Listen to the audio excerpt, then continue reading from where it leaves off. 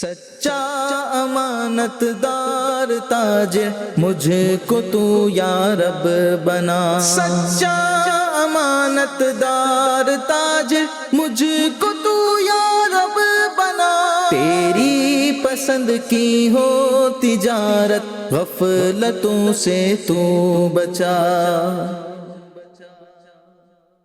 الحمدللہ رب العالمین والصلاة والسلام علی سید المرسلین، اما بعد فاعوذ باللہ من الشیطان الرجیم، بسم اللہ الرحمن الرحیم، الصلاة والسلام علیک یا رسول اللہ، الصلاة والسلام علیک یا حبیب اللہ، الصلاة والسلام علیک یا نبی اللہ وعلی آلک واصحابک یا نور اللہ۔ مدنی چینل کے ناظرین، پروگرام ہے احکام تجارت، اور حسب معمول شفقت فرماتے ہوئے ہمارے ساتھ موجود ہیں مفتی علی اصغر اختاری مدنی مدثر العالی۔ حسب معمول آپ کے سوالات ہوں گے، لیکن سوالات کس پیٹرن پہ ہوتے ہیں ہمارے، یہ آپ کو پتہ ہونا چاہیے۔ جو پہلے سے دیکھتے ہوں انہیں پتہ ہے، اور جو آج ہمیں پہلی بار سن رہے ہیں دیکھ رہے ہیں ان کے لیے میں عرض کر دیتا ہوں، سوال جواب کا تو یہ یقیناً سیشن ہے، لیکن یہ پلیٹ فارم خاص ہے ہمارا کاروباری مسائل سے متعلق، مالی لین دین سے متعلق سوالات پر مشتمل ہوتا ہے۔ آپ کے سوالات ہوتے ہیں، مفتی صاحب کے جوابات ہوتے ہیں، درود پاک کی فضیلت شامل کریں گے، اور پھر انشاءاللہ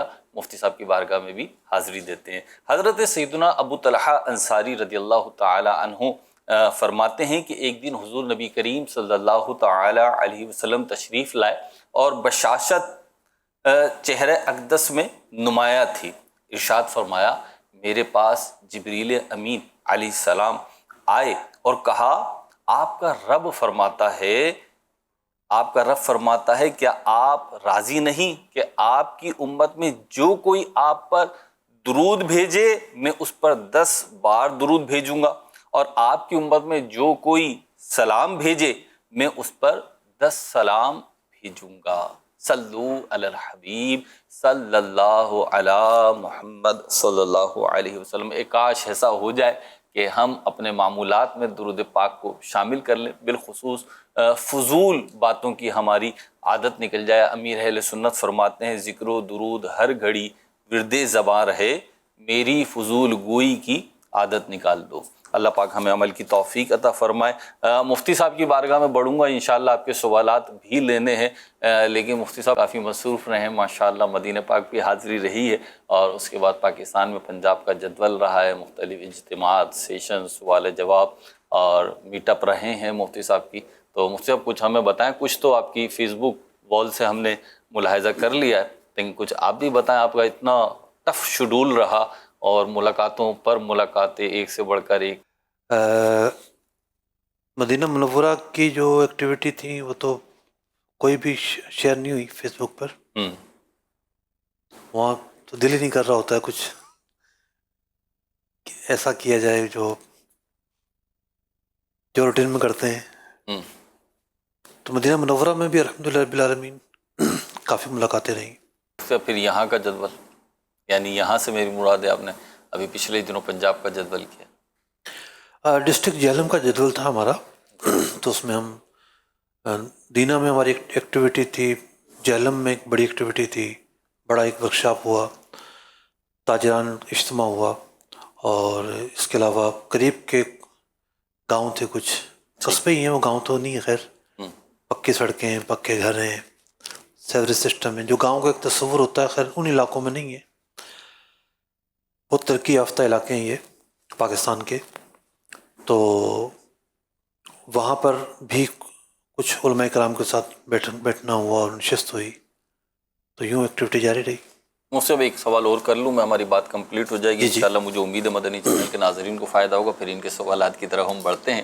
ایک سوال یہ مدینہ پاک سے متعلق، اور ایک یہ عمومی طور پہ، کہ جیسے آپ ماشاءاللہ کئی بار پہلے بھی حاضر ہوئی ہے، ابھی دوبارہ حاضری ہوئی، تو آپ کی ایکٹیویٹیز جو بھی ہوتی ہیں، ظاہر سی بات سب سے اعظم تو یہی ہے بارگاہ رسالت میں حاضری، عمرہ کرنا، لیکن دیگر ایکٹیویٹیز کیا ہوتی ہیں کہ جس سے، یعنی جو میں کہنا چاہ رہا ہوں، اللہ تعالیٰ مجھے ادب کے ساتھ بولنے کی توفیق عطا فرمائے۔ بعض اوقات یوں ہوتا ہے کہ جب بار بار حاضری ہوتی ہے، آپ کی بات نہیں کر رہا ہوں میں، عوام کے لیے سیکھنے کی بات کر رہا ہوں، جب بار بار حاضری ہوتی ہے تو وہی مقامات ہیں، وہی جگہیں زیادہ تر جو معروف ہیں وہیں جا رہے ہوتے ہیں، تو یوں بھی سننے کو مل جاتا ہے، ہاں وہاں گئے ہوئے ہیں، وہاں دیکھا ہوا ہے، یہ یوں ہے۔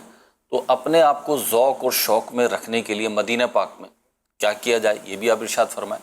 اور اسی کے ساتھ ایک دوسرا سوال میں کرتا ہوں، وہ الگ سے ہی جواب دیجیے گا آپ اس کا، کہ کسی بھی سٹی میں جاتے ہیں، کسی بھی علاقے میں جاتے ہیں، اپنے شہر کے، اپنے صوبے کے، اپنے ملک کے یا دنیا کے کسی بھی، آپ کو میں نے دیکھا کہ جب آپ جاتے ہیں تو پھر آپ کی ایکٹیویٹیز جو ہے نا وہ بڑی مطلب ورائٹی ہوتی ہے اس کے اندر.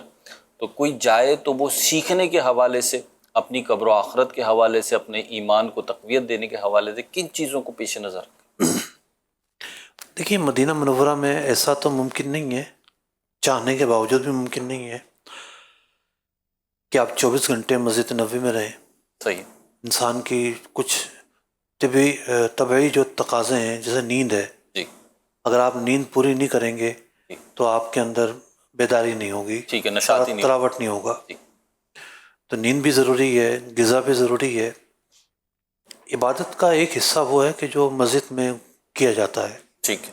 یا وقت کا ایک حصہ ہے جو مسجد میں گزارا جاتا ہے. مسجد میں، مسجد نبوی شریف میں جی تو روزہ مبارکہ پر بھی گائے بگائے حاضری ہوتی رہتی ہے، صحیح. لیکن مجموعی طور پر عبادت کے تعلق سے زیادہ حصہ مسجد نبوی شریف میں گزرتا ہے. تو جس سے جتنا بن پڑے وہ اتنا وقت گزارے. جیسے اگر ہم فجر میں حاضر ہوئے ہیں تو کوشش کرتے تھے کہ اشراق چاش تک وہیں بیٹھے رہیں. اگر رات کو نیند اچھی ہو گئی ہے تھوڑی دیر اور بیٹھ جائیں. صحیح. اگر رات کو نہیں سوئے تھے تو پھر تھوڑا جلدی آ جائیں. صحیح. تو یوں ایک اور چیز جو میں نے دیکھی ہے، اور میں جب بھی جاتا ہوں تو میں کوشش کرتا ہوں کہ میرا مقابلہ بس اس چیز سے ہے، اس سے بچنا ہے. وہ چیز یہ ہوتی ہے کہ آپ کسی جمگٹے میں چلے جاتے ہیں یا دو چار دوستوں کی محفل ہوتی ہے جو ایک منٹ بھی خاموش نہیں رہتے. صحیح. ہر منٹ کے بعد فون سنیں گے، خود بولیں گے، کوئی موضوع چھیڑ دیں گے، یہ کریں گے. تو یہ وقت ہوتا ہے، ہر جگہ کا ایک تقاضا ہوتا ہے. صحیح. تو یہاں خلوت اور یکسوئی میں مزہ ہے. بندہ کچھ بھی نہیں پڑھ رہا لیکن بس بیٹھا ہوا ہے، روزہ پاک کو دیکھ رہا ہے، اس کا اپنا ایک لطف ہے. مسجد نبوی شریف میں لوگوں کو ہی دیکھ رہا ہے. تو وہاں جو خاموشی ہے نا، جی وہ کسی کو اگر نعمت ہو جائے اور میسر ہو جائے تو یہ بہت بڑی نعمت ہے. یعنی فکر یار میں بندہ مستغرق رہے. فکر یار میں مستغرق رہے اور بس اپنے معمولات ہوں، کسی کا پابند نہ ہو. ٹھیک ہے. یعنی دوسروں کی وجہ سے نا فکر بڑھتی ہے. وہ جاننے ساتھ جو گیا وہ آ رہا ہے، وہ جا رہا ہے، اس نے اٹھنا ہے، اس نے چلنا ہے. آپس میں کوئی ساتھی بھی ہیں تو کمپرومائز کر لیں. ٹھیک. میرے ساتھ 2 افراد تھے تو ہم وہ نہیں تھے، کوئی کبھی بھی نکل گیا، صحیح. کبھی بھی آ گیا. ایک دوسرے کے ساتھ باؤنڈ نہیں تھے. صحیح. تو جب یوں باؤنڈ ہو جاتے ہیں تو پھر وہ ایک دوسرے کے حقوق کا بھی خیال کرنا پڑتا ہے. صحیح. کوشش کریں آزاد رکھیں اپنا آپ کو. آزاد رکھیں. صحیح. اسی میں مزہ ہے. تو سر دوسری بات کہ جب کسی بھی شہر میں جائیں، کسی بھی خطے میں جائیں، تو وہاں پہ وہ کون سی چیزیں ہم نوٹ ڈاؤن کریں یا پلاننگ کریں اپنی کہ میں جا رہا ہوں. اچھا یہ سفر چاہے تجارتی ہو، چاہے اپنا آپ کہہ لیں کہ ایجوکیشن کے حوالے سے ہو یا کسی اور حوالے سے ہو، فکر تو ہم کر سکتے ہیں نا کہ جب ہم جا رہے ہیں ایک جگہ تو جانا ہی ہے، تو اب وہاں پہ جانے میں زیادہ سے زیادہ ہم بینیفٹس حاصل کر لیں اور زیادہ سے زیادہ فوائد حاصل کر لیں.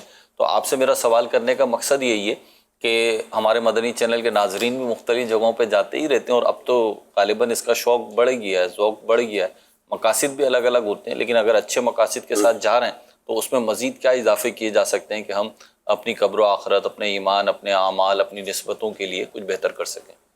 دیکھیے ہر شخص کا سفر ایک جیسا نہیں ہوتا. صحیح. بہت سارے لوگ بہت شارٹ ٹائم کے لیے جاتے ہیں، گئے اور آ گئے. صحیح. ٹھیک ہے. اب آپ یہ دیکھیں کراچی میں روزانہ جو ہے وہ لوگ پنجاب سے آ رہے ہیں، دیگر ملکوں سے آ رہے ہیں. جی. آئے، کام نمٹایا، چلے گئے.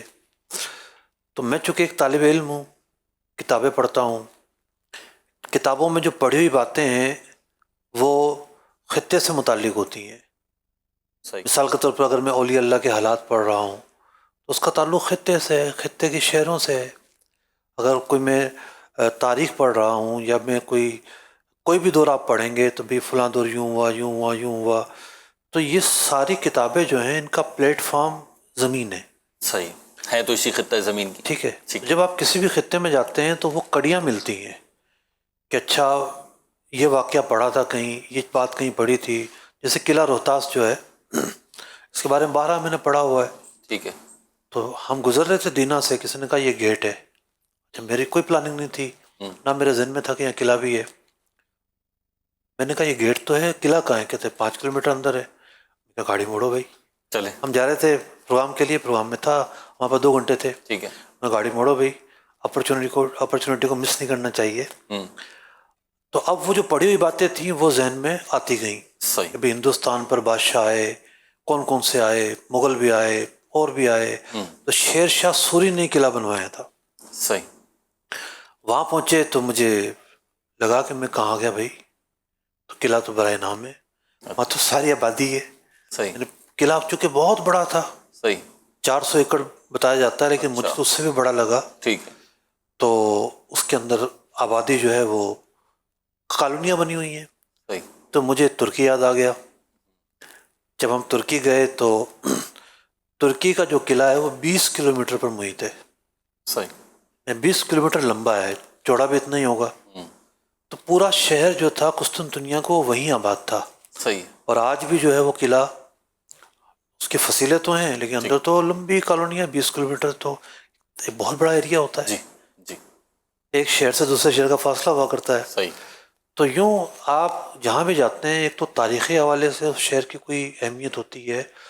جو اہل قلم، صاحب مطالعہ یا مطالعہ کرنے کے شوقین لوگ ہوتے ہیں تو ان کے سامنے بہت ساری کڑیاں مل جاتی ہیں، مشائخ کی کڑیاں ملتی ہیں. ٹھیک. جیسے یہ جو خطہ ہے بڑا زرخیز خطہ ہے مشائخ کے کرام کے تعلق سے اور اولیاء کرام کے تعلق سے. حضرت خواجہ عالم حضرت قبلہ صادق صاحب رحمۃ اللہ تعالیٰ علیہ، جہلم سے کوئی 3-4 کلومیٹر کا فاصلہ ہوگا، یعنی وہاں کی آبادی سے 5 کلومیٹر ہوگا. تو ان کے والد ماجد کا وہ مزار ہے. صحیح. ان کے دادا کا مزار ہے، ان کے والدہ کا مزار ہے. اب یہ کون ہے؟ مفتی امین صاحب رحمۃ اللہ تعالیٰ علیہ، جو سید احمد اسد صاحب کے والد ماجد تھے، ان کے مرشد ہیں. واہ. ان کا یہ تو ان کا آبائی علاقہ تھا، والد صاحب یہاں ہیں، لیکن یہ خود جا کر کشمیر میں آباد ہوئے، گلہار شریف میں. جی جی. لیکن ایک بیٹے ان کے یہاں تھے، ایک بیٹے وہاں ہیں. ان کے ہاں جب گئے تو باغ و بہار الحمدللہ، کتابیں ہیں، تحقیق ہے، تصوف ہے، فیضان ہے، علماء کا سلسلے کا فیضان ہے. تو وہاں ان کے حضرت کے پوتے ہیں، ان سے میری بڑی طویل گفتگو رہی. وہ خود ماشاءاللہ ایک نیک متقی اور پرہیزگار فرد ہیں. ماشاءاللہ. دمشق سے فارغ ہیں، وہاں سے پڑھ کر آئے ہیں. ماشاءاللہ. تو اب وہ کچھ کتابیں مجھے وہاں سے ملی، وہ پڑھنا شروع کی. تو یوں کیا ہوتا ہے کہ آپ جہاں بھی جاتے ہیں کڑیاں ملتی ہیں وہاں پر. آپ نے جو مطالعہ کیا ہوتا ہے وہ مطالعہ اور پختہ ہو رہا ہوتا ہے، چیزیں مل رہی ہوتی ہیں. مثال کے طور پر آپ کچھ بھی نہ کریں، آپ اس شہر میں جو معروف مزارات ہیں وہاں چلے جائیں اور پھر وہاں کا کتبہ پڑھیں، تختی پڑھیں کہ حضرت کون تھے. جیسے میں 1 سال پہلے لاہور گیا تو میں نے کبھی حاضری نہیں دی تھی پیر عنایت رضی اللہ تعالیٰ عنہ کے مزار پر. بابا بلے شاہ کے یہ مرشد ہیں. صحیح. میں جب گیا تو میں نے یوں کر کے ان کی کتابیں دیکھی ہیں، اتنی صاحب فتاوی، صاحب رسائل، واہ. تحقیق رسائل، اصول فقہ پر ایک کتاب میں نے ضمانت طالب علم میں پڑھی تھی، وہ حاشیہ آپ کا ہے. واہ. ٹھیک ہے. اب کتاب کا پڑھنا اور ہوتا ہے اور پھر جا کر دیکھنا اور وہاں کی روحانیت کو محسوس کرنا، خوشبو کو محسوس کرنا، واہ. اور پھر مزید ایک باب کا کھلنا کہ اچھا انہوں نے تو یہ بھی لکھا ہے، یہ بھی کتاب ہے، یہ بھی کتاب ہے. پاکستان کی ایک بڑی مشہور اور بڑی ہی علمی شخصیت ہیں، انہوں نے آپ کی اصول فقہ کی کتاب پر ڈاکٹریٹ کی ہے بغداد سے. واہ. مطلب ہم بابا بلے شاہ کو بعض اداکار اور گلوکار کیا سمجھتے ہیں کہ ایسے کوئی مست آدمی ہے. شاعری ہے بس. شاعری ہے، وہ شاعری بھی ان کی بگاڑ دی گئی ہے، اس میں بھی نئے نئے شعر داخل کر دیے گئے ہیں. وہ اشعار جو انہوں نے اپنے مرشد پاک کی محبت میں لکھے تھے کہ وہ تخیل ہوتا ہے ٹھیک ہے کہ میرا مرشد اگر مجھ سے ناراض ہو جائے تو میں جو ہے وہ دمار ڈال دوں گا جناب ہیں. تو بس مجھے کچھ نہیں چاہیے. اور آپ جیلانی سادات سے تھے, جی اس شریف میں آپ پیدا ہوئے ہیں, ایک جیلانی سید ہیں. پیر عنایت صاحب جو ہیں یہ ارائی ہیں. لوگوں نے تانے دیے, ایک سید ہو کے ارائی کا مرید ہو گیا ہے. ہوں ٹھیک ہے, تو اس لیے آپ نے اپنے مرشد کے کمالات کو اور بیان کیا, واہ کہ ان کو پتا تھا ان کے مرشد کیا ہیں. صحیح ٹھیک ہے, اپنا شہر چھوڑ دیا ان کے لیے. واہ قصور آ کر جو آپ آباد ہوئے, ان کے مرشد قصور میں رہا کرتے تھے. صحیح اپنا شہر چھوڑ دیا, آبا و اجداد کا شہر جو کہ مرکز اولیاء ہے وہ شہر. تو یوں جانے پر جب آپ کسی شہر کے معروف صاحبان مزار پر ہی چلے جائیں نا, تو وہ خود آپ کو ایک تاریخ سے ملا دیتے ہیں. صحیح. تو یہ تو ہر شخص کر سکتا ہے کہ مزارات پہ تو کم از کم چلا جائے. جب کسی نئے شہر نئے علاقے میں جائے تو ان بزرگوں کے مزارات پہ حاضری دیں, انشاءاللہ برکتیں بھی ملیں گی. پتہ چلے گا کہ ان کے ذریعے سے دین اسلام کی یہاں پہ کیا کیا خدمتیں ہوئی ہیں. اللہ نے چاہا تو اللہ پاک ہمیں ان بزرگوں کا صدقہ عطا فرمائے. سوالات کی طرف بڑھیں. جی کافی صحیح بات, یہ میرا دل چاہ رہا ہے کنٹینیو کروں, لیکن ہمارے سلسلہ جو ہے وہ آپ کے سوالات نہیں ہوں گے تو پھر آپ کو مزہ نہیں آئے گا. تو سوالات شامل کرتے ہیں. پہلا سوال شامل ہے, سلسلہ کر رہے ہیں, دیکھتے ہیں کون ہیں, کہاں سے ہیں اور کیا سوال کر رہے ہیں. جی احمد رضا عرض کر رہا ہوں. میرا مفتی صاحب سے ایک سوال تھا مجھے, اور کبھی کبھی ہم گاڑی رینٹ پہ لیتے ہیں نا, تو گاڑی رینٹ پہ لیتے ہیں تو اس میں ایک شرط یہ بھی ہوتی ہے کہ اگر گاڑی کوئی ڈیمیج وغیرہ ہو جائے, چوری وغیرہ ہو جائے, تو وہ آپ کو بھرنی پڑتی ہے. اس کا تو چلے ایک جواز بنتا ہے, لیکن ایک شرط یہ ہے کہ اگر گاڑی ڈیمیج وغیرہ ہو جائے تو ریپیئر تو آپ نے کروانی ہے, لیکن جتنے دن ریپیئر ہو رہی ہے اتنے دن کا رینٹ آپ نے پے کرنا ہے. یعنی ریپیئر کی کاسٹ بھی آپ نے پے کرنی ہے, اور جو ان دنوں کا رینٹ لگتا ہے وہ بھی جو ہے نا آپ نے پے کرنا ہے. تو کیا ایسی شرائط پہ گاڑی رینٹ پہ لینا جائز ہے یا نہیں؟ برائے مہربانی ہماری رہنمائی فرمائیں. جزاکم اللہ خیر. جی مفتی. دیکھیں, اگر وہ گاڑی قابل استعمال ہے, مثال کے طور پر چلائی جا سکتی ہے, تو جو کرایہ داری کا معاہدہ ہے وہ تو ختم نہیں ہوا نا, وہ تو چل رہا ہے. اب کسی نے گاڑی میں جان بوجھ کر اس کو مار دیا ہے, غلطی پائی گئی ہے اس کی, تو یہ نقصان کی تو تلافی کرے گا نا, تو نقصان کی تو تلافی اس کو کرنی پڑے گی. رہا یہ سوال کہ اس دوران کرائے کا کیا ہوگا, دیکھیں نارملی کیا ہوتا ہے کہ آپ کرایہ دار ہیں, گھر میں کام کروا رہے ہیں, ٹائلیں تبدیل ہونے لگ گئیں, تو بعض اوقات ایک دو دن گھر سے بھی باہر جانا پڑتا ہے. جی. تو اس دوران کرایہ تو مائنس کرنے کا تقاضا کوئی بھی نہیں کرتا. کرایہ ایک ڈیفرنٹ سوال ہے, تفصیل طلب سوال ہے, میں اس پر واضح جواب نہیں دے رہا. گاڑی کی پوزیشن کیا ہے, صورتیں کیا ہیں, وہ ڈبیٹیبل پہلو ہے یہاں پر.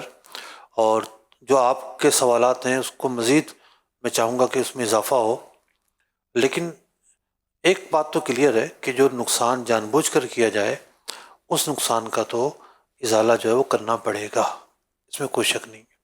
ٹھیک ہے جی. اگر آپ دیکھ رہے ہیں ہمارا پروگرام ابھی اور پہلی کال آپ ہی کی شامل کریے, امید کرتا ہوں میں کہ آپ دیکھ رہے ہوں گے. مجھے ایک بات اور یاد آئی میرز بھائی. جی جیسے سفر جہلم میں پہلی مرتبہ جانا ہوا میرا اس خطے میں. اب ہم پیر عنایت صاحب علیہ رحمہ کی بارگاہ میں حاضری دے کے, ان کے بھی مرشد ہیں, پھر وہ بھی لاہور میں تشریف فرمائے. ہم نے کہا وہاں بھی چلتے ہیں, باٹی گیٹ کی طرف ان کا مزار ہے, اندر بالکل اندرون لاہور میں جا کے. اب ہم ایک مسجد میں, نماز کا ٹائم تھا, ہم نے کہا چلو نماز پڑھ لیں. اس مسجد میں رکے تو ہم اس محلے میں پہلی دفعہ گئے تھے ہم تو. صحیح ہے. تو پتہ چلا کہ اعلیٰ حضرت امام اہل سنت رضی اللہ تعالیٰ عنہ کے ایک خلیفہ گزرے ہیں, یہ تو ان کی مسجد ہے. واہ.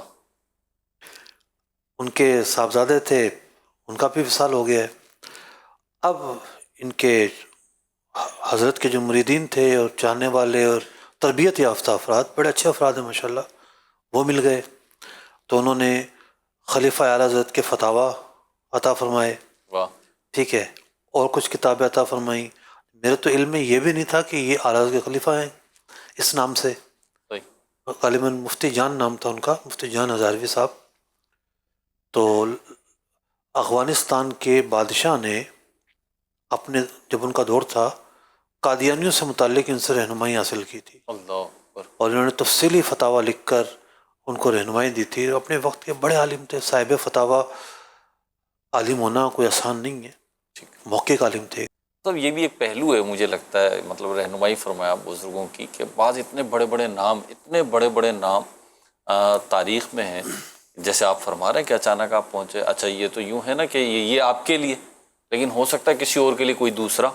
مطلب سینکڑوں ہزاروں نام ایسے ہوں گے کہ جن کی جب علمی قد کاٹ بندہ دیکھے تو سوچے کہ یار مطلب یہ اتنے غیر معروف کیسے ہو گئے آج کے دور میں، یعنی ہم لوگ کیسے ان سے واقف نہیں ہیں. تو کیا یہ بھی ان کے کچھ مطلب کہہ لیں کہ ان کے مزاج کا بھی عمل دخل ہوتا ہے؟ اصل میں آج کا جو دور ہے نا، جی، آج کے دور میں جو علم و فن ہے وہ آہستہ آہستہ اس کا ایک دائرہ نا محدود ہوتا جا رہا ہے. علم و فن کے افراد ہر جگہ موجود ہیں. صحیح، کوئی شہر خالی نہیں ہے. ٹھیک ہے، بلا مبالغہ عرض کر رہا ہوں، صحیح ہے. کوئی شہر خالی نہیں ہے. ہمارے جڈو میں ایک گاؤں سے ایک صاحب آتے تھے خریداری کر کے، کیونکہ گاؤں کے لوگ بہت ساری چیزیں شہر میں خریدتے ہیں. تو ایک مرتبہ میں جب زمانہ طالب علمی میں پڑھتا تھا، جب میں چھٹیوں پہ گیا ہوا تھا، تو وہ صاحب کہیں بیٹھے ہوئے تھے، میں بھی بیٹھ گیا. بات چیت شروع ہوئی. پتہ چلا کہ حضرت مفتی تقدس علی صاحب کے شاگرد ہیں. یا اللہ. اب انہوں نے گفتگو کرنا شروع کی کہ مفتی تقدس علی صاحب تو یوں اور یوں واقعات، یوں ان کی تعلیم. بڑا نام. ایک ان کے شاگرد بالکل وہ سادگی کے پیکر، اور کسی کو پتہ بھی نہیں کہ یہ اتنے زیادہ فنون پڑے ہوئے ہیں، سادگی اس کے ساتھ زندگی گزار رہے تھے. ہو سکتا گاؤں کی مسجد میں امامت کر لیتے ہوں، امامت بھی ان کا پروفیشن معلوم نہیں ہوتا تھا. تو یوں اہل فن ہر جگہ موجود ہوتے ہیں. معاملہ یہ ہے کہ آج کی دنیا داری کے اندر جو لوگوں کے رخ ہے نا وہ کہیں اور ہیں. صحیح. وہ حضرات اپنی جگہ موجود ہیں، اہل اللہ بھی موجود ہیں، کچھ چھپے ہوئے ہیں، کچھ ظاہر ہیں، ٹھیک ہے. اور اہل علم و فن بھی موجود ہیں. صحیح. موجود رہیں گے جب تک یہ موجود ہیں، قیامت نہیں آئے گی. ٹھیک. ان کا وجود برکت ہے اور ان کا وجود دین کی ضرورت ہے. لیکن لوگوں کے جو رخ ہیں وہ تبدیل ہو چکے ہیں. کوئی یہاں دیکھ رہا ہے، کوئی یہاں دیکھ رہا ہے. زیادہ عرصہ آگے نہ جائیں، پیچھے نہ جائیں آپ. 50-60 سال پہلے، 30 سال پہلے ایسی صورتحال نہیں تھی. جی. لوگوں کے رخ اور رجوع اہل علم کی طرف زیادہ تھا، جی. اہل تقویٰ کی طرف زیادہ تھا، ایسا ہی ہے. ان کی برکات کی طرف زیادہ تھا. آپ کوئی بھی تاریخ کی کتاب پڑھ کر دیکھ لیں. کل میں نے ایک کتاب پڑھی، ایک سندھی رائٹر ہیں، 1959 کی وہ کتاب شائع ہوئی ہے، تحفۃ الکرام اس کا نام ہے، اور سندھ کی تاریخ کے متعلق لکھی گئی ہے. ٹھیک ہے. سندھ کی تاریخ، بادشاہ کون کب آیا، کب نہیں، کس کی حکومتیں رہیں. آدھی کتاب جو ہے نا سندھ کے مشائخ پر ہے. اصل چیز یہ ہے کہ ہم ان کو کتنی اہمیت دیتے ہیں. صحیح. ہماری نگاہ میں ان کی قدر کتنی ہے، رجوع کتنا ہے. ہم علم حاصل کرنے کے لیے، دعا طلب کرنے کے لیے، فیض حاصل کرنے کے لیے کتنا کس کی طرف رجوع کرتے ہیں، یہ ہمارا قصور ہے. بڑھتا ہوں اگلے سوال کی طرف. جی. میں نے آپ کا ایک کلپ سنا ہے جس میں آپ نے ڈراپ شپنگ کے بارے میں بتایا. ایک صورت میرے ذہن میں ہے، اس کے بارے میں بتا دیں کہ اگر بندے کو پتا ہو کہ ڈراپ شپنگ کا رہا ہے کہ بندے کے پاس چیز موجود نہیں ہے، وہ اگلے سے لے کے دے گا، ٹھیک ہے، لیکن وہ اس سے پیمنٹ لے لیتا ہے، لیکن اگلے کو پتا کہ اس کے پاس چیز موجود نہیں ہے، وہ اگلے سے لے کے دے گا. پھر اس میں کیا صورتحال بنتی ہے؟ کیا یہ حلال ہے، کیا حرام ہے؟ جیسا عام جگہ پر ہوتا ہے، کئی جگہ دکاندار کو پیسے دے جاتے ہیں کہ جب آپ کے پاس آئی ہمیں بتا دینا، ہم لے جائیں گے. اس صورتحال میں کیا آپ کا کہنا ہے؟ جی. دیکھیے، ایسی صورتحال میں وعدہ کیا جائے کہ بھئی ہم وعدہ کر رہے ہیں، آپ کی چیز جب میرے پاس پہنچ جائے گی اس وقت سودا ڈن ہوگا، لیکن پیمنٹ پہلے ادا نہ کریں. پیمنٹ پہلے ادا کریں گے تو پھر گڑبڑ ہو جائے گی، کیونکہ آپ نے تو ڈیل مؤخر کر دی ہے نا. جب چیز پہنچے گی تب آپ اسے خریدیں گے. تو یہ جو آپشن ہے یہ کھلا رہے گا تو آپ کا معاہدہ مؤخر ہوگا نا، ورنہ تو آپ کا شروع میں ہی معاہدہ ہو جائے گا. ٹھیک. اگلی کال دیجیے. مفتی صاحب کی بارگاہ میں سوال عرض ہے کہ میں نے 2 رکشے رکھے ہوئے ہیں اور آگے دیے ہوئے ہیں ڈرائیور کو چلانے کے لیے. تو ڈرائیور کو میں نے بولا ہے کہ آپ نے اتنی دہاڑ دینی ہے مجھے. اب یہ ہوتا ہے کہ بعض دفعہ ٹائر پنچر ہو جاتا ہے، بعض دفعہ کوئی چھوٹا کام نکل آتا ہے 100 150 یا 200، تو وہ ڈرائیور اپنے پاس سے پیسے لگا دیتے ہیں. باقی جو کام ہوتا ہے بڑا وہ میں خود کراتا ہوں. کیا اس طرح کرنا ٹھیک ہے؟ دیکھیں ہمارے ہاں سے اس پر کوئی تفصیلی فتویٰ تو جاری نہیں ہوا ہے. جاری تو یہ ہوا ہے کہ جو اخراجات ہیں وہ سارے کے سارے جو مالک ہیں اسی پر آتے ہیں. تفصیلی فتویٰ تو یہ جاری ہوا ہے. لیکن اگر کوئی اپنی خوشی سے یہ کہتا ہے کہ میں اب اس کا کیا حساب کتاب آپ سے لوں گا، مطلب رکشے والا خود کہتا ہے چھوٹے موٹے میں خود کر لوں تو آپ مجھے اجازت دے دیں، اس پر آپ یعنی جو رکشے کا مالک ہے کوئی جبر نہ کرے، کوئی فورس نہ کریں، تو اس میں کوئی اختلاف نہیں ہے، تو اس میں کوئی اعتراض نہیں ہے. تو لیکن اگر بات شرط کی آئے گی کہ تم یہی اخراجات ادا کرو گے، تو پھر یہ مسئلہ ایک ایسا مسئلہ ہے کہ اس پر غور کرنے کی بھی آ جاتے. جی ٹھیک، اگلی کال شامل اس سلسلہ کرتے ہیں. جی جناب. سوال یہ کرنا ہے کہ کسی کو پیسے لے کے دیے، میں نے کسی کو لے کے دیے، وہ آدمی پیسے نہیں دے رہا، کیا مجھے بھرنے پڑیں گے کہ وہ آپ دینا پسند کرے تو ٹھیک ہے؟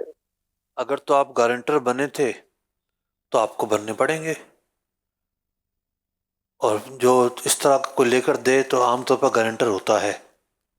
مفتی صاحب یہ تو انہوں نے اس کی مثال دی کہ بہت ساری جگہوں پہ لوگ گارنٹیئر بن رہے ہوتے ہیں کہ آپ اس کو مال دے دو یہ دے جائے گا. جیسے مارکیٹوں میں بھی ہوتا ہے کہ اگر ایک دکاندار سے سامان لیتا بندہ دوسرے کی طرف ریفر کر دیتا ہے اور آپ بول دینا تو وہ بول دیتا ہے ہاں بھئی یہ میرا مطلب، اس سے مرادی ہوتی ہے میرا کسٹمر ہے آتا رہتا ہے، اتنی ہی شناسائی ہے تو گارنٹی لے لیتا. اس صورت میں بھی کیا یہی حکم ہوگا؟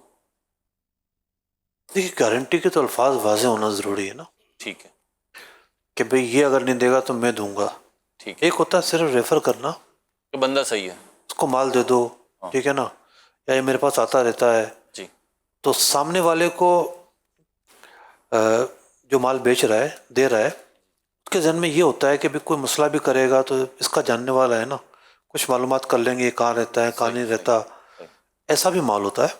یعنی ہر ریفر کرنا گارنٹی نہیں کہلاتا. ٹھیک ہے. اسی طریقے سے کمپنیز کے سیلز مینیجرز ہوتے ہیں ان کے آپس میں روابط ہوتے ہیں کیونکہ ملتے رہتے ہیں، ایک جیسی پروڈکٹس بیچ رہے ہوتے ہیں. مثال کے طور پہ میڈیسن کے ایجنسی لے کر آیا ہوا ہے، کام لے کر آیا ہوا ہے تو میڈیکل اسٹورز پر ہی جائیں گے تو اب وہاں پہ ان کی ملاقاتیں ہوتی رہتی ہیں. تو بعض اوقات وہ ایک دوسرے سے پوچھ لیتے ہیں ارے کیسا دکاندار ہے، اس کا کیسا ہے، تو وہ بول دیتے ہیں کہ یہ اچھا ہے، یوں کرتا ہے، رلاتا ہے، یا جو بھی مارکیٹ کی ٹرمز ہے، تو وہ گارنٹی بہرحال نہیں ہوگی. دیکھیں انکوائری اسی بنیاد پر ہوتی ہے نا، صحیح. رشتوں کی انکوائری ہوتی ہے، بعض اوقات ڈیلنگ میں بھی انکوائری ہوتی ہے. آپ کسی کو کوئی مال بیچ رہے ہیں، ٹھیک. 2-4 لوگوں سے جا کے پوچھتے ہیں کیسا بندہ ہے، جی جی تو یوں انکوائری کے طور پر بتایا یا ریفر ہی کیا. جی بعض اوقات بندہ بھیج رہا ہے اس کو مال دے دو، دیکھ لینا، تھوڑا سستا دے دینا، ٹھیک ہے. تو یہ سستا دے دینا کہنا اس کا مطلب یہ نہیں ہے کہ وہ گارنٹی لے رہا ہے. صحیح. گارنٹی کے الفاظ واضح ہونا ضروری ہیں، تینوں فریق کو پتہ ہونا ضروری ہے کہ ہم نے ایک ایکسٹرا کام کیا ہے بھائی، ٹھیک. یہ گارنٹر بنا ہے، یہ نہیں دے گا تو یہ اس سے لے گا. صحیح. دیکھ لیجیے پھر گارنٹی دیتے ہوئے سوچ لیجئے گا کہ جس کی گارنٹی دے رہے ہیں کیسے دے رہے ہیں، ایسا نہ ہو کہ پھر آپ کی خیر خواہی جو ہے وہ معاملہ پڑ جائے آپ کا. دینے سے ہچکچائیے گا بھی نہیں، جہاں بنتی ہے وہاں دیجیے گا. اگلی کال دیجیے.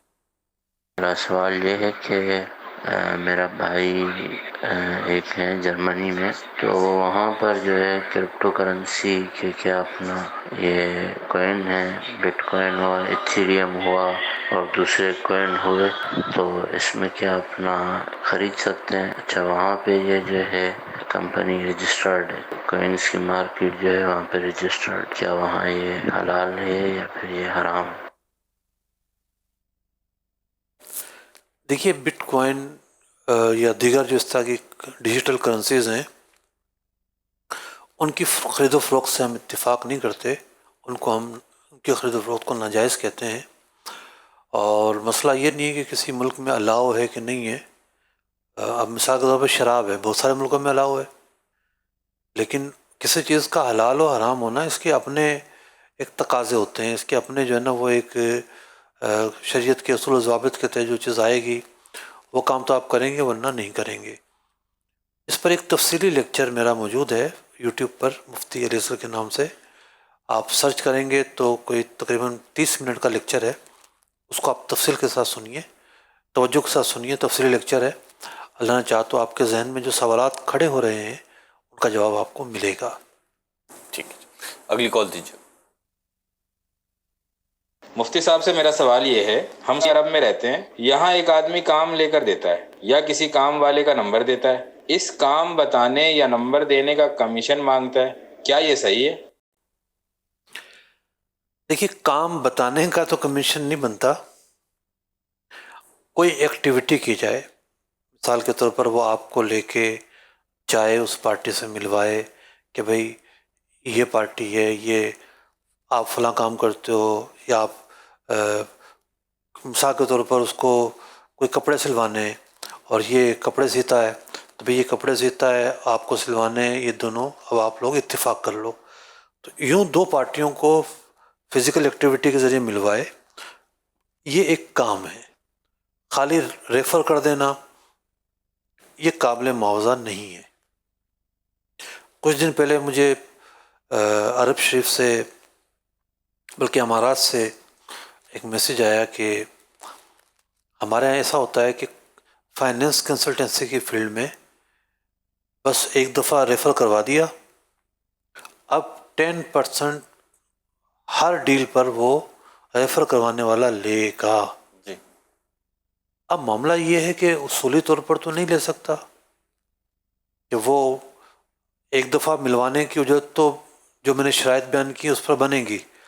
اب جو اگلی دفعہ کی اجرتیں بن رہی ہیں تو اصول کے مطابق تو وہ اجرت نہیں بنتی، سوائے اس کے کہ کوئی عرف ظاہر قائم ہو جائے، اس پر تعامل قائم ہو جائے، علماء اس پر پھر فتویٰ دیں، ورنہ تو اس کی اجرت نہیں بنتی.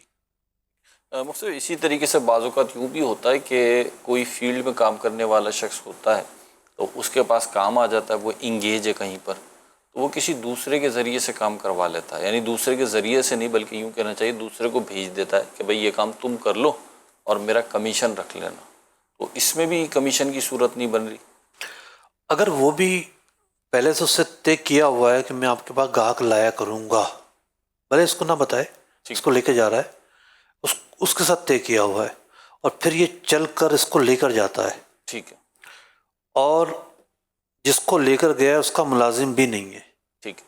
مثال کے طور پر یہ جو مستری، کارپینٹر یا پلمبر، ان کا عرف یہ ہے، یہ کہتے ہیں اگر آپ ہمیں مارکیٹ لے کے جائیں گے تو ہم اس دن کی دیہڑی لیں گے آپ سے. جی. اب اس پلمبر صاحب کو دیہڑی مل رہی ہے یہاں سے، تو وہ آگے بروکری تھوڑی لے سکتا ہے. صحیح.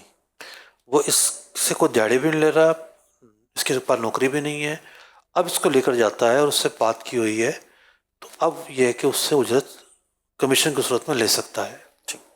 چلیں جی، کمیشن پہ ویسے احکام تجارت کے باقاعدہ کئی سلسلے ہیں اور 2 ایپیسوڈز تو مجھے بالکل کنفرم یاد ہے کہ وہ سیکوینس سے ہوئی تھی. وہ بھی مفتی علی اصغر کے نام سے جو مفتی صاحب کا یوٹیوب چینل ہے، وہاں پہ آپ دیکھ سکتے ہیں، ڈائریکٹ یوٹیوب پہ بھی دیکھ سکتے ہیں، وہاں سے بھی آ جائے گی آپ کو. تو یہ دیکھیں انشاءاللہ اللہ نے چاہا تو کمیشن کے حوالے سے جو بھی آپ کے سوالات ہیں ان کے جوابات ہوں گے. جو ہم بتاتے ہیں کہ یہ دیکھیں وہ دیکھیں، اس لیے کہ یہاں تو آپ نے ایک سوال کیا ہے، سلسلے کا وقت ایک طے شدہ وقت ہے، اس کے اندر دوبارہ آپ کی کال آ سکے نہیں آ سکے. مفتی صاحب یہاں سے جواب ارشاد فرما رہے ہیں، ممکن ہے اس جواب پہ بھی آپ کے ذہن میں کوئی سوال آتا ہو تو یہ جو لنک دے دیتے ہیں کہ بھئی یہ لیکچر سن لیں یا یہ پروگرام دیکھ لیں، اس میں دیگر سوالات کے بھی جوابات ہوتے ہیں. اور ہمیں علم دین حاصل کرنے کا شوق اور ذوق بڑھانا چاہیے. اللہ پاک ہمیں علم حاصل کرنے، اس پہ عمل کرنے کی توفیق عطا فرمائے. مفتی صاحب کو اللہ پاک جزائے خیر عطا فرمائے، تشریف لاتے ہیں، ہمارے آپ کے سوالات کے جوابات دیتے ہیں، رہنمائی فرماتے ہیں. اللہ پاک دونوں جہاں کی برکتیں نصیب فرمائے. مدنی چینل دیکھتے رہیے. صلو علی الحبیب صلی اللہ علی محمد صلی اللہ علیہ وسلم. سچا امانت دار تاجر مجھے کو تو یا رب بنا. سچا امانت دار تاجر مجھے کو تو یا رب بنا. تیری پسند کی ہو تجارت غفلتوں سے تو بچا.